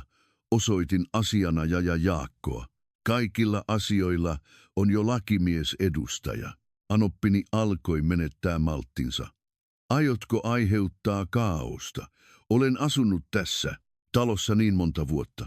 Käännyin hänen puoleeni ensimmäistä kertaa väistämättä. Asutte täällä, koska minä sallin sen, ei siksi, että teillä olisi oikeus. Tuo lause sai hänet jähmettymään. Ehkä kukaan ei ollut sanonut hänelle niin kaikkina näinä vuosina. Jatkoon ääneni pysyi tasaisena. Säännösten mukaan vaadin perhettänne muuttamaan talosta 7 päivän kuluessa, muuten teen seuraavat lailliset toimenpiteet. Et sinä uskalla, hän huusi. Katsoin suoraan hänen silmiinsä, minä uskallan. Erik puuttui asiaan, ääni kiireinen. Minna, rauhoitu, kaikesta voidaan neuvotella. Naurahdin kevyesti. Mistä neuvotellaan? Siitä, että minua syytettiin varkaudesta vai siitä iskusta, jonka sinä annoit minulle? Erik oli sanaton. En pysähtynyt. Vai neuvotellaanko sinun 20 euron velastasi? Ilmapiiri jähmettyi. Anoppini kääntyi nopeasti Erikiin. Mitä hän sanoo? Erik änkytti. Eiti, ei. Katsoin. Tätä näkymää sydämessäni ei ollut jälkeäkään säälistä. Talon 5000 euroa. En minä ottanut. Sanoin jokaisen sanan selvästi. Sinä tai siskosi tiedätte parhaiten. Anoppini kääntyi Erikiin, katseensa alkoi olla paniikissa. Erik, olitko se sinä? Erik ei uskaltanut katsoa häntä. Hänen hiljaisuutensa oli vastaus. Huomasin vaalean hymyn huulillani, ei ilosta vaan siksi, että totuus lopulta paljastui itsestään ilman, että minun tarvitsi huutaa ja todistaa. Erik tuli lähemmäs minua, äänensä laski melkein anovaksi. Minna, pyydän sinua, Älä tee tästä suurta asiaa. Äitini ei kestä sitä. Katsoin häntä hyvin pitkään. Tätä miestä, jonka olin kerran ajatellut jakavan kanssani koko elämän, seisoo nyt edessäni ilman mitään menneestä, vain heikkoutta, itsekkyyttä ja laskelmointia. Entä minä? Kysyin hiljaa. Kestinkö minä silloin? Erik oli hiljaa. Nyökkäsin. Se riittää. Käännyin asianajaja Jaakkoa kohti. Tehkää paperit puolestani. Hän nyökkäsi, alkoi lukea ilmoituksen ehtoja. Hänen äänensä oli tasainen, mutta jokainen sana oli kuin veitsen isku mieheni perheen viimeiseen itsevarmuuteen. Anoppini romahti tuoliin, kasvonsa kalvenneet. Erik seisoi hiljaa, sanomatta sanaakaan. Kun kaikki oli valmista, suljin asiakirjat.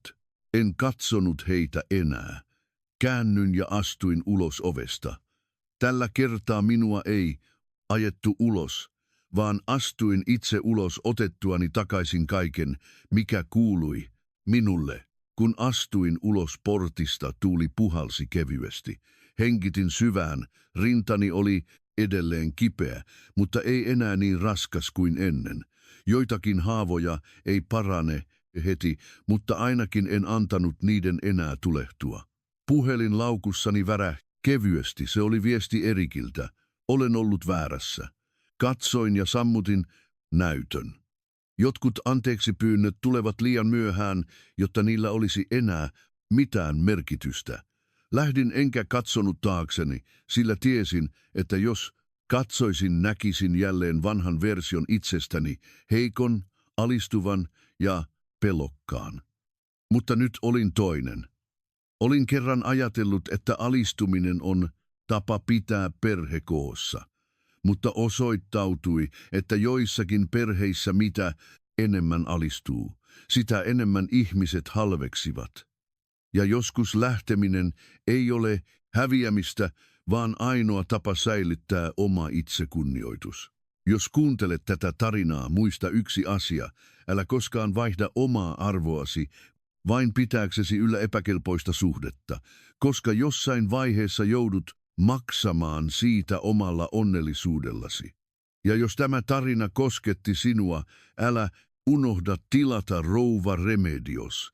Kanavaa jättää kommentti ja jakaa ajatuksesi. Kuka tietää, ehkä sinun tarinasi on myös motivaatio jollekin toiselle uskaltamaan astua ulos epäkelpoista asioista.